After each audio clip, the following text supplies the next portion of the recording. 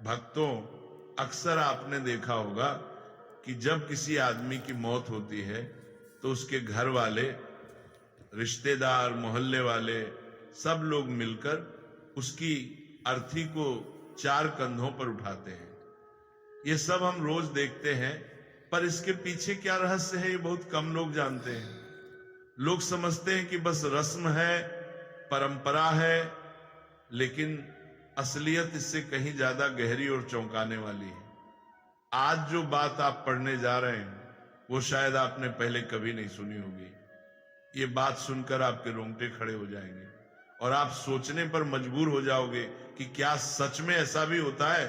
द्वारका नगरी की रात बिल्कुल शांत थी।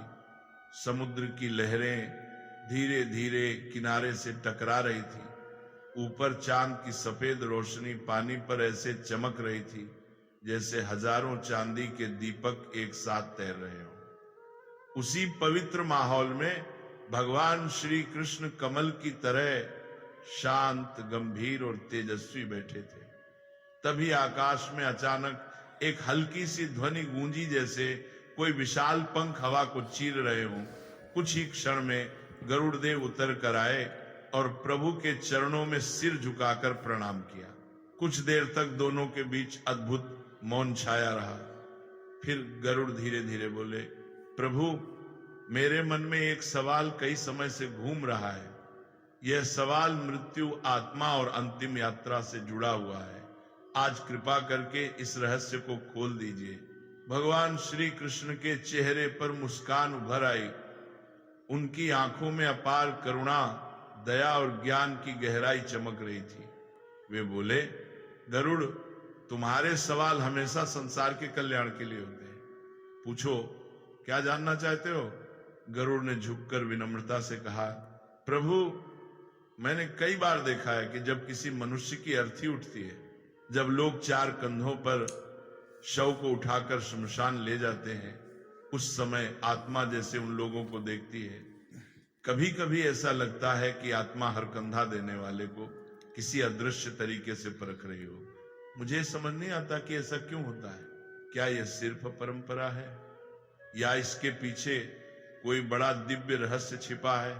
भगवान श्री कृष्ण ने हल्का सा दीर्घ श्वास लिया, मानो पूरा ब्रह्मांड उनकी सांसों के साथ चल रहा हो।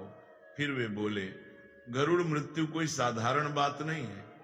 ये वह दरवाजा है जहां से इंसान एक जीवन पूरा करके अगले सफर में प्रवेश करता है।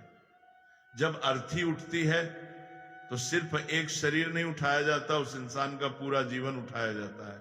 उसके अच्छे कर्म, बुरे कर्म, उसके अधूरे सपने, दुख दर्द, खुशियां, सब कुछ। फिर उन्होंने कहा, जब शरीर को घर से बाहर ले जाया जाता है तब आत्मा तुरंत नहीं जाती। वह कुछ समय तक वहीं रहती है, अपने पुराने शरीर को देखती है, अपने परिवार को देखती है और सबसे महत्वपूर्ण, वह उन लोगों को देखती है जो उसे कंधा देते हैं। आत्मा समझती है कि कौन सच्चे मन से आया, कौन फर्ज निभाकर आया और कौन सिर्फ दिखावा करने आया। इसलिए आत्मा कंधा देने वालों को देखती भी है और परखती भी है। गरुड़ थोड़े आश्चर्य में बोले, तो क्या प्रभु, अर्थी को कंधा देना सिर्फ एक रस्म नहीं है? भगवान कृष्ण हल्के से मुस्कुराए और आगे बोलने ही वाले थे। भगवान श्री कृष्ण धीरे धीरे मुस्कुराए, फिर गरिमा भरी आवाज में बोले, नहीं गरुड़, कंधा देना सिर्फ लकड़ी और शरीर का बोझ उठाना नहीं है। ये एक तरह का ऊर्जा का आदान प्रदान है। ये एक अदृश्य रिश्ता है, मृत आत्मा और जीवित मनुष्यों के बीच, जो शब्दों से नहीं बल्कि भावनाओं से जुड़ता है। कृष्ण आगे बोले, जब कोई मनुष्य सच्चे दिल से, पवित्र मन से किसी की अर्थी को कंधा देता है, तब वो अपने मन का प्रकाश, अपनी करुणा, अपना सम्मान, अपनी श्रद्धा सीधे आत्मा तक पहुंचाता है। ये प्रकाश ही आगे उस आत्मा के लिए रास्ता बन जाता है। जिस तरह अंधेरी रात में दीपक राह दिखाता है, उसी तरह कंधा देने वाले लोगों का सच्चा भाव आत्मा को आगे की दिशा दिखाता है। गरुड़ आश्चर्य से बोले, प्रभु, क्या सच में इतना प्रभाव होता है? कृष्ण मुस्कुराए। गरुड़ पुराण में लिखा है कि जिसने निस्वार्थ भाव से किसी को कंधा दिया, उसने 100 यज्ञों के बराबर पुण्य कमा लिया। क्योंकि ये काम सिर्फ शरीर से नहीं, दिल से होता है। ये किसी को विदाई नहीं, बल्कि उसके अगले जन्म की ओर एक उजाला देने जैसा है। कुछ देर तक वातावरण शांत रहा। गरुड़ गहरी सोच में डूब गए। फिर उन्होंने धीरे से पूछा, प्रभु आपने कहा कि आत्मा कंधा देने वालों को देखती है, पर आत्मा वहीं क्यों रहती है? शरीर छूटने के बाद वह तुरंत आगे क्यों नहीं जाती? कृष्ण की आंखें करुणा से भर उठी। वे बोले, गरुड़, आत्मा अचानक हुए परिवर्तन को तुरंत नहीं समझ पाती। पूरा जीवन जिस शरीर में बिताया, उसे छोड़ते ही वो भ्रम में चली जाती है। उसे समझ नहीं आता कि वो मृत्यु के द्वार पार कर चुकी है। उसे राह चाहिए, दिशा चाहिए, और वही दिशा अर्थी देती है। इसलिए 4 कंधे केवल शरीर नहीं उठाते, आत्मा के लिए 4 दीपक जलाते हैं। गरुड़ की आंखें फैल गई। उन्हें यह दिव्य ज्ञान चमत्कार जैसा लगा। वे बोले, प्रभु, यदि किसी मृतक को 4 कंधे ही ना मिले तो फिर क्या होता है?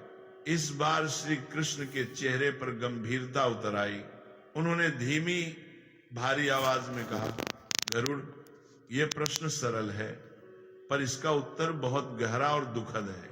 सुनो, मैं तुम्हें एक ऐसी कथा सुनाता हूं जो केवल कहानी नहीं बल्कि सच्चाई है। ये घटना पृथ्वी के एक युग में सचमुच घटी थी। फिर कृष्ण ने कहना प्रारंभ किया, बहुत समय पहले पाटलिपुत्र नगरी में धनीराम नाम का एक आदमी रहता था। नाम तो धनीराम था, पर दिल से बिल्कुल निर्धन। धन का इतना अहंकार था कि उसने धर्म को पैरों तले कुचल दिया था। वह ब्राह्मणों का अपमान करता, गरीबों को तिरस्कार से देखता, किसी की मदद नहीं करता, यहां तक कि अपने माता पिता का श्राद्ध तक नहीं किया। उसके जीवन में धर्म, दया, करुणा कुछ भी नहीं था। फिर कृष्ण के स्वर में मिठास घुल गई।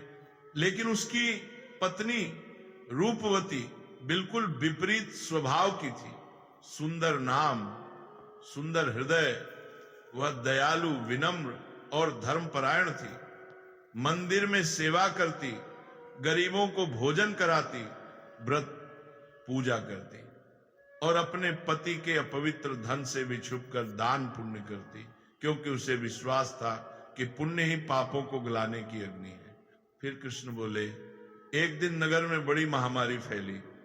लोग मरने लगे, शहर में चीखें गूंजने लगी, लेकिन धनीराम ने किसी की मदद नहीं की।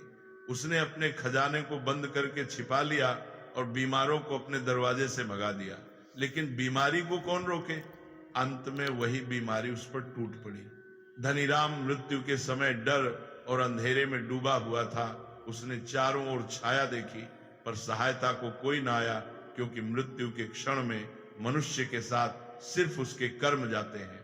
गरुड़ ने गहरी सांस ली। प्रभु, उसके मरने पर क्या हुआ? कृष्ण ने उत्तर दिया। तभी असली रहस्य शुरू हुआ। जब धनीराम मरा तो नगर के लोगों ने उसकी अर्थी को कंधा देने से मना कर दिया। लोगों ने कहा, यह वही आदमी है जिसने कभी किसी का अंतिम संस्कार नहीं कराया, कभी किसी को सम्मान नहीं दिया, कभी किसी भूखे की मदद नहीं की। आज इसकी आत्मा को कौन मार्ग देगा? रूपवती रोई, विनती की, हाथ जोड़े, पर शहर वालों का दिल नहीं पिघला। अंत में बहुत कोशिशों के बाद सिर्फ 3 कंधे मिले और यहीं से वो भयावह घटना शुरू हुई जो किसी ने पहले कभी नहीं देखी थी। चौथा कंधा देने वाला कोई नहीं मिला। अर्थी बीच रास्ते अटक गई। हवा जैसे अचानक भारी हो गई, पेड़ कांपने लगे और वातावरण में एक अजीब सी घुटन फैल गई। रूपवती हताश होकर खड़ी थी। उसकी आंखों से आंसू बह रहे थे और तभी उसने देखा उसके पति धनीराम की आत्मा अर्थी के पास ही बुरी तरह व्याकुल होकर चक्कर काट रही थी। आत्मा काले धुएं से घिरी थी, जैसे किसी अदृश्य बेड़ियों में जकड़ी हो। रूपवती का दिल दहल गया। उसे लगा जैसे आत्मा कुछ कह रही हो, जैसे वो मदद की पुकार लगा रही हो, लेकिन आवाज सिर्फ हवा में कंपन बनकर गुम हो रही थी। गरुड़ घबरा गए और बोले, प्रभु, क्या ऐसा सच में होता है? क्या आत्मा शरीर छोड़ने के बाद भी अर्थी के पास रहती है?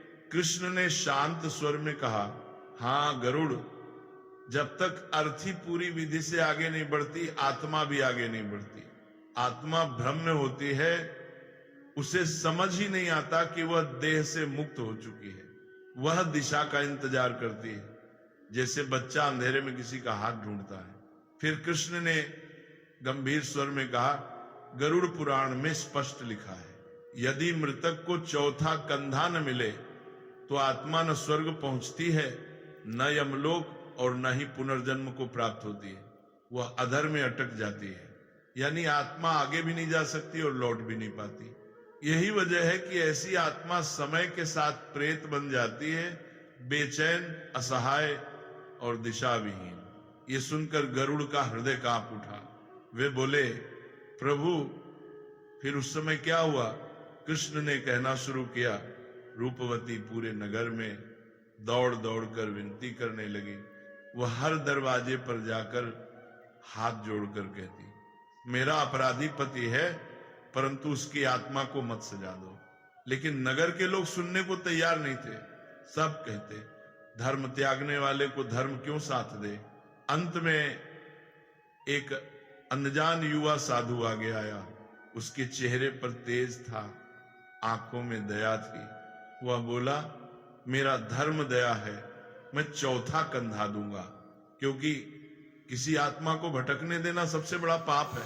साधु ने जैसे ही अर्थी को छुआ, हवा शांत हो गई, धुआं हटने लगा और अचानक सूर्य की किरणें अर्थी पर पड़ी।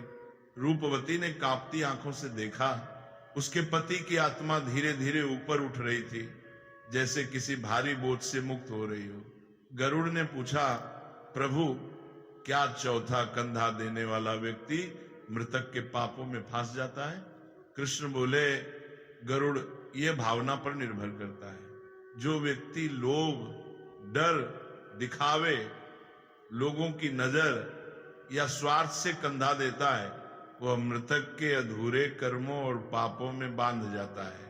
पर जो व्यक्ति सच्चे मन, दया, श्रद्धा और करुणा से कंधा देता है, वह आत्मा की मुक्ति का साधन बनता है। वह न पाप लेता है, न कोई बंधन। फिर कृष्ण बोले, चौथा कंधा 4 पुरुषार्थों का प्रतीक है, धर्म, अर्थ, काम और मोक्ष। और जब चारों पूर्ण होते हैं तभी आत्मा आगे बढ़ती है। इसलिए चौथा कंधा साधारण नहीं, ईश्वर द्वारा दिया गया अंतिम अवसर है। जैसे दीपक अंधेरे में रास्ता दिखाता है, वैसे ही चौथा कंधा आत्मा को दिशा देता है। गरुड़ ने फिर पूछा, प्रभु क्या आत्मा संकेत देती है कि वह मुक्त नहीं हुई? कृष्ण ने कहा, हाँ गरुड़, जब आत्मा बंधन में होती है तब संकेत मिलते हैं। अचानक तेज बारिश, अग्नि का बार बार बुझ जाना, अर्थी का गिर जाना, कंधा देने वाला बेहोश हो जाना, दाह संस्कार में बाधाएं आना, ये सब संकेत है कि आत्मा अभी मुक्त नहीं हुई। गरुड़ के मन में श्रद्धा और विस्मय एक साथ उमड़ पड़ा। वे बोले, प्रभु कंधा देना तो वास्तव में महान तपस्या हुई।